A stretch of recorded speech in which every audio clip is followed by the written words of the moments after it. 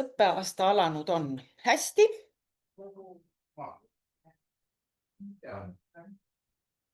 11. klass. Ja te olete kunstiharu või humanitaarharu?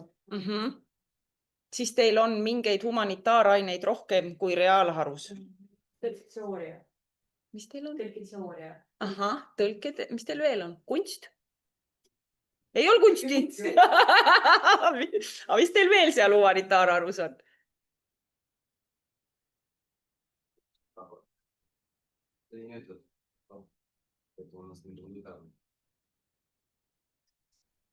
Meil on niisamad nagu keemia, meil on 2 suunda. 2 suunda. Keemia matemaatika ja humanitaar. See on palju rohkem humanitaar.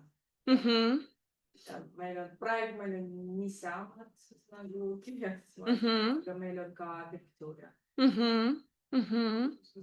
Ja te peate õppima praegu eesti keeles, on nii? Või on osa õppeaineid ikkagi veel ka vene keeles teil? Osa meil on, aga meil on palju tunde juurde.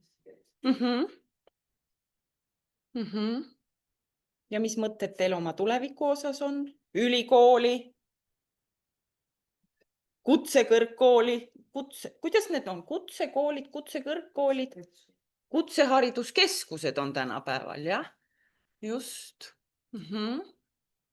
Kas on juba natuke mõtteid ka selles osas, et mida te õppida sooviksite peale gümnaasiumit?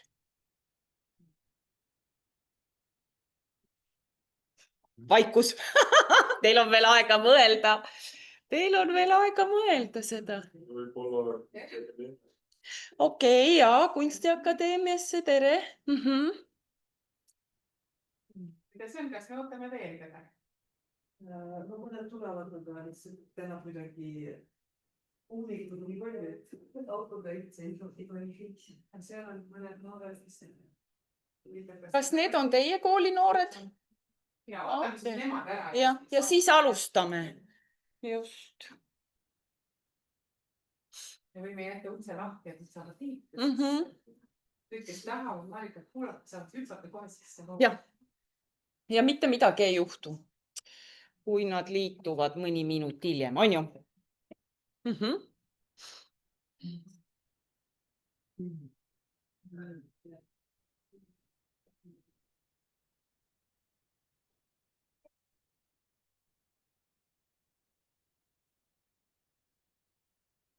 Kas te olete Tallinna Ülikoolis varem käinud? Ei ole. Ehk siis pärast nad ju saavad ikkagi ülikooli tuuri ka. On nii? Saavad käia ülikooli peal pärast. Ja, et siis näete. Minu jaoks on hästi huvitav see, et minu sellised kraadiõpingud on kõik olnud Tallinna Ülikoolis ja vahest ma meenutan, et kui ma siia esimest korda tulin 89 aastal, siis teatud ruumides on sama lõhn kui siis. Et noh, need on sellised, see ei ole halb, aga see on selline nostalgia, eks, et kui sa kõnnid läbi maja, et siis sa avastad, et mingi lõhn on sama nagu 89 aasta. Ruumide lõhn, eks. See ei ole ebameeldiv, jaa. Aga see on selline aisting, mis toob nagu esile head mälestused. Olgu, aga teeme siis sellise tervituse ka teile ikka ametlikult. Tere tulemast Tallinna Ülikooli ja tere tulemast teaduskööki. Mina olen teadusköögi juht Jaana Taar ja me oleme täna siin selleks, et siis osaleda teadusseminaril, kus räägib Marika Rätnik kunstiteraapia vaatest, kuidas tema on selles valdkonnas ennast harinud ja kellena ta täna töötab ülikooli. Aga see selline seminaride sari on meil gümnasistidele just selle mõttega, et me tahaksime näidata, et siin ülikoolis tehakse väga palju erinevaid väga palju teadustööd ja need on väga erinevad lähenemised, väga erinevad erialad ja see ei pea olema selline keeruline, kuiv ja raske, vaid et teadus on põnev ja võib-olla keegi teist kunagi mõtleb ka, et ma võiksin võiksin mõelda teadustöö peale või tulla õppima midagi, mis võib-olla täna kaugelt vaadates tundub natuke keeruline. Nii et täna siis oleme kunstiteraapia maailmas. Kas need osalejad on ka teie osalejad? Ja, no siis me võib-olla siis ootame nemad ka ära. Igatahes, et Marika räägib teiega ja kui see osa siin ruumis lõpeb, siis juba Greensli suunab teid edasi vaatama ülikooli teisi ruume ka. Siis saate siin majaga tutvaks, aga julgelt pange küsimused valmis, mis te Marika käest tahate küsida. Ja kohe, kui ma rääkima hakkan, kui tuleb mingi mõte või tahate midagi täpsustada, kohe julgelt andke märku, et ei pea ootama, et ma nüüd räägin oma slaidi lõpuni, siis võib-olla küsimus kaob vahepeal ära, eks. Et julgelt, spontaanselt küsige. Just.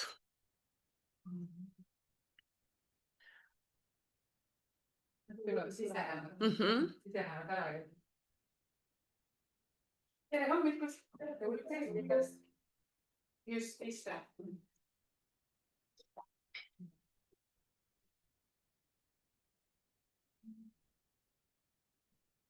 Nii, et oli 2 või 3. No nii, tere hommikust veel kord. Uni läinud. Läbi tuule ja vihma tulite siia. Mul on hea meel, et Teadusköök mind kutsus täna siia rääkima. Me ei olegi ammu kooliõpilastega kokku puutunud, juba viimased, nüüd läheb 2. aasta. Ja ma vahepeal tegin Kiili gümnaasiumis kunstiterapeudi tööd ka 1 kord nädalas, nii et see koolikeskkond on mulle ka päris tuttav ülikooli kõrval. Aga kui rääkida teile oma õpingutest, siis minu kraadiõpingud on kõik olnud Tallinna Ülikoolis. See ei ole olnud niimoodi planeeritud, see on olnud natuke ka selline juhuslik teekond. Aga kõigepealt ma tulin õppima koolieelset pedagoogikat ja psühholoogiat, see oli 89 aastal. Ja siis minu teadustöö oli seotud laste loovuse arendamisega, siis kunstilise eneseväljenduse ja laste luulega koos. Ja see oli väga huvitav protsess, kui ma hakkasin selle peale mõtlema, et kuidas ma seda teadustööd tol ajal tegin, siis teate, arvutid olid, aga neid väga ei kasutatud ja kõik tuli trükimasina peal trükkida kogu see lõputöö valmis. Ja? Aga siis minu teadustöö oli 6-aastaste lastega. Ma otsisin välja erinevaid Eesti laste luuletusi, mis oleksid sellised humoorikad ja lõbusad. Ja siis ma lugesin lastele neid luuletusi ja nemad joonistasid nende luuletuste järgi kunstitöid. Ja ma soovisin siis selle tegevusega teada saada seda, et kas selline tegevus arendab laste loovust. Mis te arvate, kas arendas või ei arendanud? Pakkuge! Natuke ikka arendas aga see valim ehk see uuringus osalejaid oli mul väga vähe, et ma ei saanud sellest teha selliseid laiapõhjalisi järeldusi, aga minu uurimus tõesti seda näitas. Aga see protsess oli iseenesest huvitav, et enne seda, kui ma oleks hakanud neid selliseid joonistamistunde siis nende lasteluuletustega koos tegema, tegin ma neile loovuse testi ja peale seda tegin ma neile loovuse testi, et sellega ma siis mõõtsin. Aga see protsess oli väga inspireeriv, ma kasutasin selliseid humoorikaid lasteluuletusi Ott Arderilt, Kalju Kangrult. Kas te teate neid? Eesti luuletajaid olete kuulnud? Ilmselt ei ole, jaa. Et kellel tekib huvi, võite otsida nende raamatuid, võib-olla teil koduski on. Nende luuletused hästi humoorikad oli, et hajameelsest trammist ja konnakübarast ja punaste traksidega koerast. Ehk siis, et ülikooli teadustöö ei pea olema kuiv. Ja selline, mis sind üldse ei huvita või veel vähem selline, et sinu juhendaja ütleb sulle, et millest see töö peab olema, et iga üliõpilane ikkagi saab ise seda valida, oma suunda ja teadustöö sisu. et need olid minu esimesed õpingud ja kuna see sisaldas ka psühholoogiat, siis sealt tekkis see huvi psühholoogia vastu, seda luuletust ma loen teile pärast, siis vahepeal ma tegin sellise kõrvalepõike, enne kui ma oleks organisatsiooni käitumist õppima tulnud, ma õppisin nõustamist, psühholoogilist nõustamist ja siis ma tulin jälle Tallinna Ülikooli organisatsiooni käitumise magistriõppesse. Sest mind tohutult nagu huvitas, et kuidas töötada inimestega ja kuidas nõustada ja kuidas toetada inimesi. Ja siis ma uurisin tööalast läbipõlemist. Täna räägitakse sellest, et kooliõpilased võivad ka läbi põleda. Kas teil on koolis sellest räägitud? Kas te teate, mis tähendab läbipõlemine? On teil mõtteid? See on see, kui sa õpid palju, kui sa käid palju trennis, kui sul ei ole aega puhkamiseks, kui sa ei võta endale aega puhkamiseks, kui sa oled enda suhtes liiga nõudlik ja siis sa ühes hetkes tunned, et kõik, rohkem motivatsiooni ei ole, õppida ei taha, kooli minna ei taha, kõigest on ükskõik. Jah? Kuidas teie enda eest hoolitsete? Mina tookord uurisin Häirekeskust ja ühte ehitusettevõtet ja need olid väga erinevad organisatsioonid. Aga kuidas teie iseenda eest igapäevaselt hoolitsete? Et teil ei tekiks seda tunnet, ma ei taha kooli minna, ma ei taha õppida, ma ei taha sõpradega suhelda. Mis te teete selleks? Just, käid jõusaalis, nii. Mis veel? Lihtsalt jalutate. Rääkida pereliikmetega, just. Mis veel? Just, kunst on väga hea pingete maandaja. Mis te veel teete? Tütarlapsed, mis teie teete? Et hoida õpimotivatsiooni, sellist kerget, kuidas? Söömine. Ja hea toit, absoluutselt.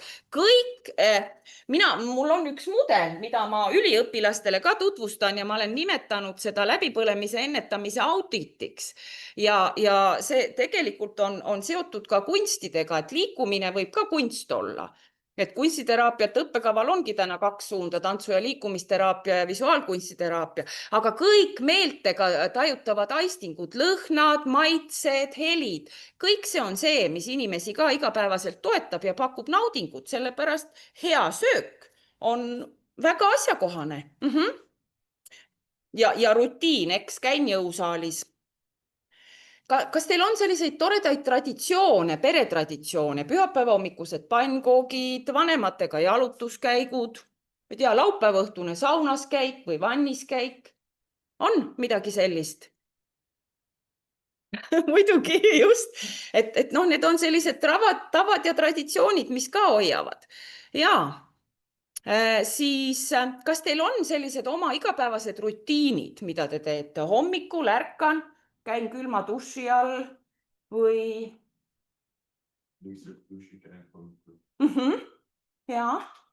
Või see, et kui koolipäev lõpeb, siis jalutate koju, ei sõida ühistranspordiga, kui ei ole väga pikk maa, et natuke pead puhata. Koeraga jalutamine ja on täpselt selline igapäevane rutiin ja tegevus, mis ka, eks ole, toetab vaimset tervist. Midagi veel? Ei tule rohkem.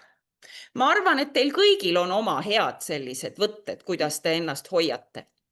Nii, saate selle peale mõelda. Aga edasi, 2007 aastal avati Tallinna Ülikoolis kunstiteraapiate magistriõppekava.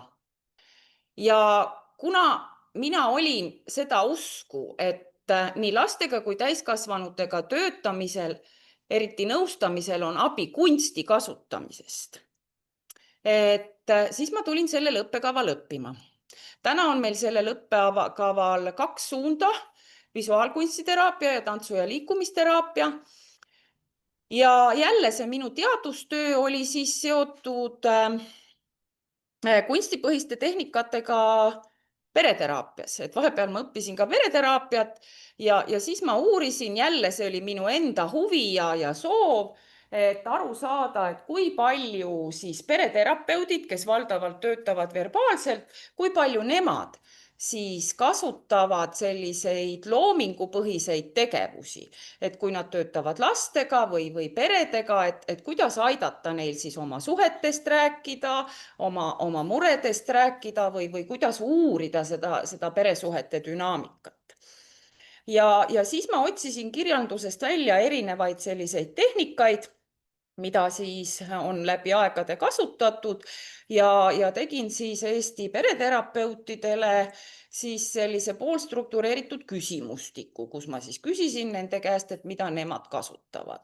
Ja see, mida ma siis vastuseks sain, oli see, et nad kasutasid perekonna selliseid joonistusi, perekonnamaastikke ja loomingulisi genogramme.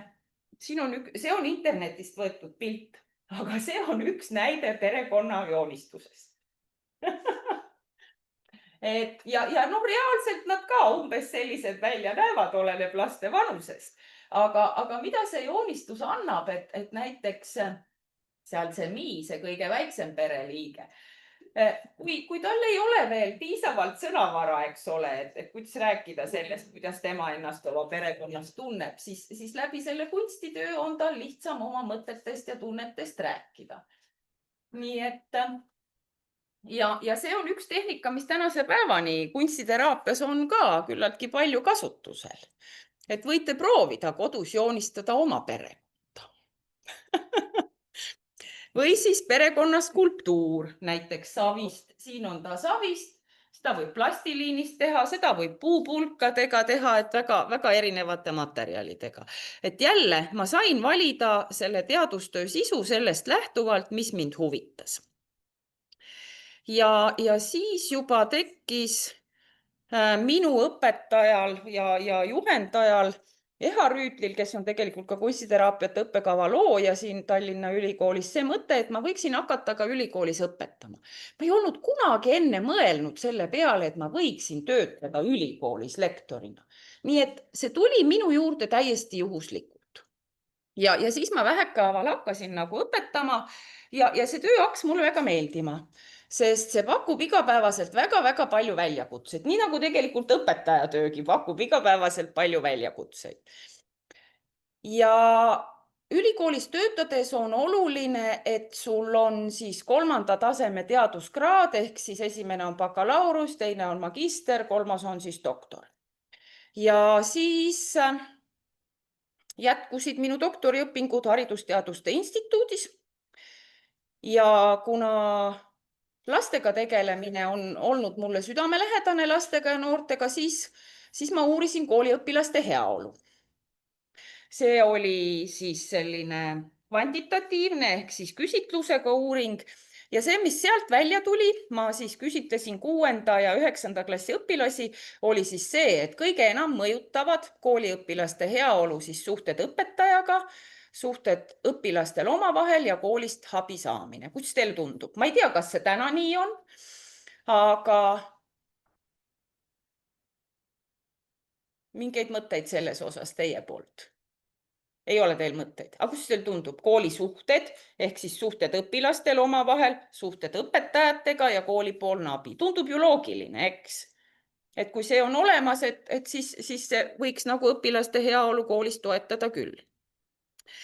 Siis kuna doktoritöö siis peab sisaldama vähemalt 4 siis sellises eelretsenseeritavas ajakirjas publitseeritud artiklit, siis mul tuli veel nagu leida koos juhendajaga uurimisteemasid.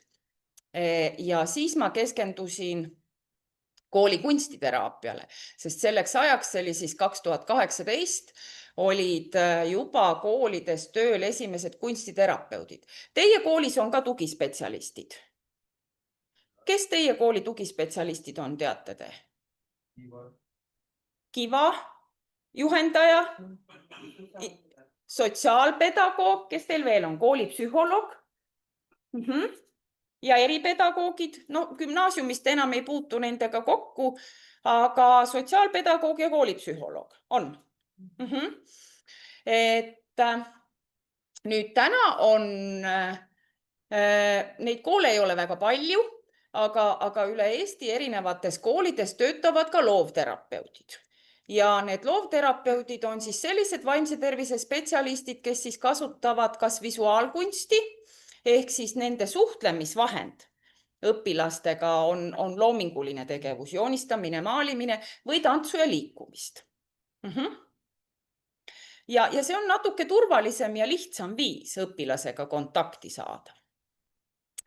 Ja siis ma doktoriõpingute ajal uurisin ka seda, et kuidas siis koolijuhid ja kunstiterapeudid ise oma tööd siis koolikeskkonnas iseloomustavad. Ja nad tõidki välja selle, et see on siis loomingupõhine tegevus, see pakub väga erinevaid töötamise võimalusi ja vorme, väga erinevaid viise, kuidas siis õpilasi kaasata. Ja sellega saab siis kohanemist toetada, sellega saab pakkuda maandavaid ja rahustavaid tegevusi. Näiteks Konstantin Pätsi Vabaõhukoolis, seal õpivad siis aktiivsus-tähelepanuhäirega ja autistlike joontega õpilased. Nendel on loovteraapia tund tunniplaanis. See on enne füüsikat või peale matemaatikat või peale eesti keelt lähtuvalt sellest, milline tund on raske. Kui teil pakutakse, no ma tean, et teil ei paku keegi seda võimalust reaalselt, aga kui keegi tuleks teie koolis ja küsiks, et mis te arvate 11. klass, kas te soovite, et teil oleks nädalas üks loovteraapia tund tunniplaanis, mis te vastaks? Kus te saaks teha loomingulisi tegevusi ja ennast uurida? Võiks olla. Jah, et kui koolis oleks loovterapeut, siis see võimalus nagu oleks. Ja see on slaid, kuidas siis need loovterapeudid koolis töötavad, sellest ma ei räägi. Ja sealt edasi keskendus minu doktoritöö natuke siis kunstide kaudu õpetamisele. Ja ma uurisin seda, et kuidas on võimalik siis kunste nagu õpetamistegevusse integreerida. Et jälle küsin teie käest, et meie uurimus siin Tallinna Ülikoolis oli klassiõpetajatega, et need, kes siis õpetavad 1., 2., 3. klass, aga et kui palju teie oma tundides või kui te mäletate põhikooli ajast, kui palju te olete joonistanud tundides, mitte kunstitundides, ma mõtlen eesti keeles, kirjanduses või teil on olnud selliseid projekte, kus erinevad õppeained on olnud omavahel ühendatud? No kui meil on mingi nagu posteri või plakati teha, rohkem kooli või... Et siis te kasutate loomingulisi tegevusi, just. Ja see, mida siis need algklasside õpetajad nagu välja tõid, ehk need olid klassiõpetajad, oli see, et nad kasutasid kunste, nad kasutasid eelkõige muusikat, aga visuaalkunsti ka selleks, et õpilasi rahustada või hoopis siis nende sellist õppimismotivatsiooni tõsta, selleks, et neile erinevaid sotsiaalseid oskusi õpetada. Selleks, et siis õppimist lihtsamaks teha ja ka selleks, et kognitiivseid nagu siis funktsioone arendada, tähelepanu, keskendumine, siis seoste loomine. Ja kõik need nagu uuringud, et need omal moel abistavad mind tänaseni välja. Et meil on näiteks üks aine eripedagoogidele. Eripedagoogid on need, kes kohandavad õppetegevusi koolis õpilastele, et kuidas siis kunste nagu kasutada õpilaste õpetamisel. Siis see, mida ma tegin esimese uurimusena, see loovus ja lasteluule, et ma siiamaani kasutan teinekord ka ise terapeudi tööd tehes lastega lasteluuletusi ja see on nagu väga põnev.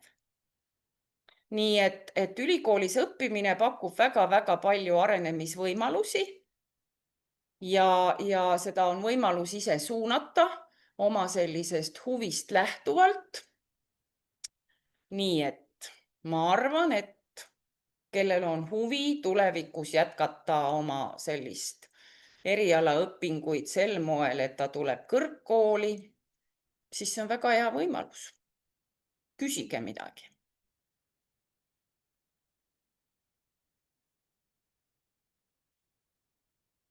siis te arvate, kas need õpingud läbi aastate on olnud kerged või rasked või kuidagi sellised vahepealsed? Kuidas teile tundub? Aeg-ajalt on ikka selline tunne, et ei jaksa ja ei tule välja ja ei oska. Aga et siis on abi juhendajast, sest alati on ülikoolis kõikide teadustööde juures sul ülikooli poolt juhendaja, kes sind siis toetab, kes aitab sul aru saada, kuhu sa oled kinni jäänud, millest sa aru ei saa ja pakub ka sellist turvalist emotsionaalset ja juhendavat toetust. Nii, palju mul aega on veel? Kas te tahaksite üht väikest loomingulist tegevust teha minuga koos? Jah?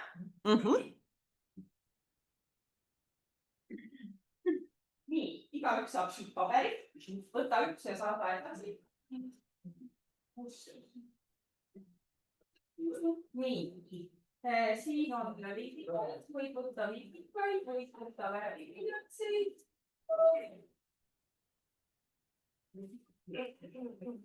Ja täna ka, kes tulevad õppima kunstiteraapiat õppekavale, nad töötavad siis rehabilitatsioonis, nad töötavad meditsiinis ehk haiglates ja hariduses ehk siis koolides ja lasteaedades. Ja meie õppekava on lõpetanud kokku tänase seisuga 198 inimest. Ja me oleme päris väike õppekava võrreldes sellega, et näiteks õpetaja erialadele või näiteks bioloogia bakalaureuseõppesse võetakse vastu 50 üliõpilast. Meie magistriõppekaval on ainult 16 kohta. Et me oleme väikesed. No nii. Kas teil on endal mingi mõte, mida te tahaksite nende paberite pliiatsite? Teil ei ole mõtjad. Saadame neid ka ringi käima. Võtke midagi endale ja saate edasi. Erinevad on ka. Nii. Kas keegi võtab? Nii. Ja. Kõigile peab jaguma midagi.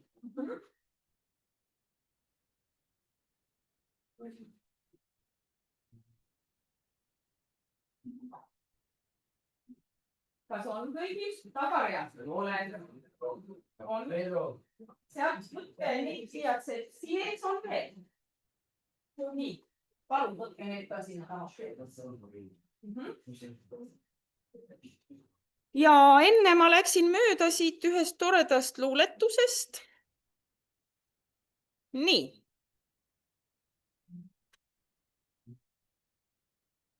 Te võite ise lugeda ka seda luuletust. Nii. Olemas, paber olemas. Pliiats või vildikas olemas ja kasutage erinevaid värve, et ärge piirduge ühega. Võite ühega ka piirduda. Ja see luuletus on Kalju Kangrult, kes on väga vahva Eesti luuletaja. Ta on kirjutanud nii lastele kui täiskasvanutele. Ja selle luuletuse pealkiri on Naerukild. Ja ma loen teile selle luuletuse ette. Täna päike üle aasa, just kui helmeid pilluks. Ühe neist võid võtta kaasa väikseks naerukilluks. Lähed, sild on silla taga, küll on palju sildu. Ära pihust pilla aga oma naerukildu. Õhtul, kui ei ole päikest, tuhmub sammukaja. Hädasti on seda väikest naeruraasu vaja. Koolipäev on ees, on. Kui pikk? Mitu tundi? 7, 8, 10? No palju? 10 tundi, ei? 7, 8, 9 iga päev. No nii, mõtle, milline võiks olla sinu tänase päeva naerukild, mille sa kaasa võtad?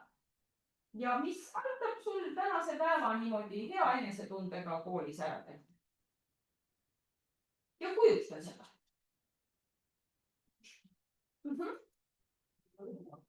Kui see paber tundub suur, siis sa võid ta väiksemaks. Kas murda või rebida. kuidas naerukild on vene keeles?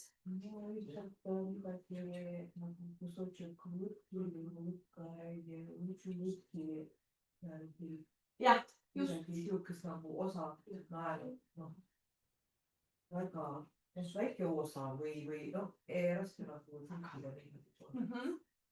Nii, jah, sinu tänase päeva naeratus, mis aitab sul koolipäevaga hästi hakkama saada.